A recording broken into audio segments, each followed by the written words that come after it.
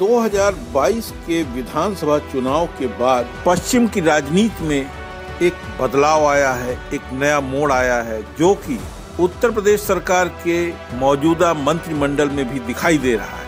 मुख्यमंत्री योगी आदित्यनाथ के दूसरे कार्यकाल के विभाग बंटवारे में पश्चिमी यूपी के मंत्रियों को, खासकर जाट मंत्रियों को विशेष तवज्जो दी गई है।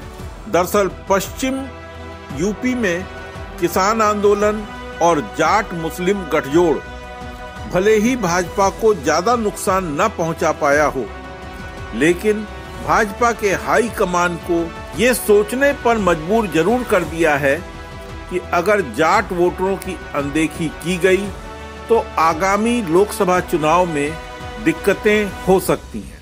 यही वजह है कि जाट मंत्रियों को अहम जिम्मेदारी दी गई है। यही नहीं, विभागों के बंटवारे में किसान आंदोलन के असर वाले सहारनपुर, मेरठ, बागपत, मुजफ्फरनगर का विशेष ध्यान रखा गया है। कामकाज के बंटवारे में मथुरा जिले से बड़े जाट नेता के तौर पर उभरे लक्ष्मी नारायण चौधरी को इस बार प्रदेश का गन्ना मंत्री बनाया गया है। बागपत जिले के बड़ौद से पहली बार विधायक बने केपी मलिक को वन एवं पर्यावरण, जंतु उद्यान एवं जलवायु परिवर्तन जैसे महत्वपूर्ण मंत्रालय दिए गए हैं। इसी कड़ी में अगर बात करें जाट बिरादरी में मजबूत पकड़ रखने वाले भूपेंद्र सिंह चौधरी की, तो उनको फिर से योगी आदित्यनाथ की सरकार में उनका पुराना विभाग पंचायती राज विभाग दिया गया है। इसके अलावा बलदेव सिंह औलख को कृषि एवं कृषि शिक्षा विभाग दिया गया है। पार्टी सूत्रों का कहना है कि जाट वोटरों को फिर से अपनी तरफ खींचने के लिए जिस तरह से विभाग दिए गए हैं, उसका असर कितना होगा ये 2024 लोकसभा चुनाव में दिखेगा। लेकिन पार्टी ने नाराज जाट वोटरों को साधने की एक बेहतरीन कोशिश जरूर की है। बता दें, इस बार के चुनाव में भाजपा को पश्चिमी उत्तर प्रदेश में करीब 17 सीटों का नुकसान झेलना पड़ा है।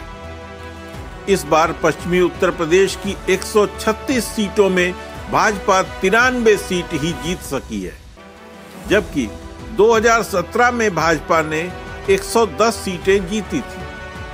वहीं समाजवादी पार्टी ने पिछली बार 2017 में 20 सीटें जीती थी। इस बार सपा गठबंधन ने 43 सीट पर कब्जा जमा लिया।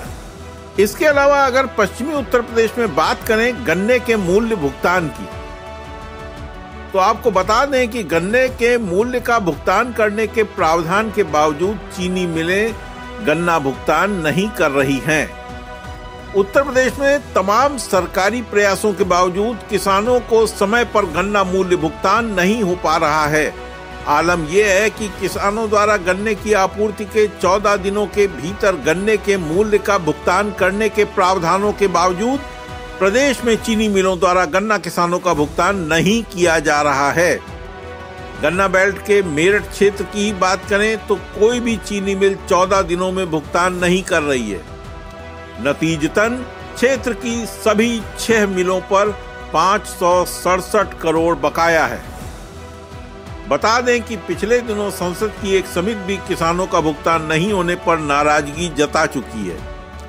खाद्य उपभोक्ता मामले एवं सार्वजनिक वितरण संबंधी स्थायी समिति ने संसद में कहा कि किसानों द्वारा गन्ने की आपूर्ति के 14 दिनों के भीतर गन्ने के मूल्य का भुगतान करने के प्रावधानों के बावजूद ये शायद ही कभी किया जाता है।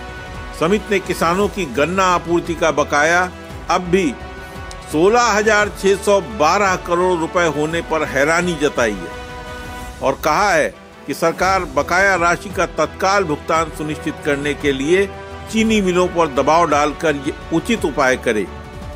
इसके अलावा बंद एवं बीमार चीनी मिलों के पुनरुद्धार के लिए नीति बनाए। उत्तर प्रदेश में हालांकि चुनाव के मौके पर किसानों के गन्ना मूल्य भुगतान में तेजी जरूर आई। मेरठ में तो इस दौरान चीनी मिलों द्वारा 64% तक भुगतान किया गया। हालांकि 567 करोड़ रुपए मेरठ की 6 चीनी मिलों पर अब भी बाकी है।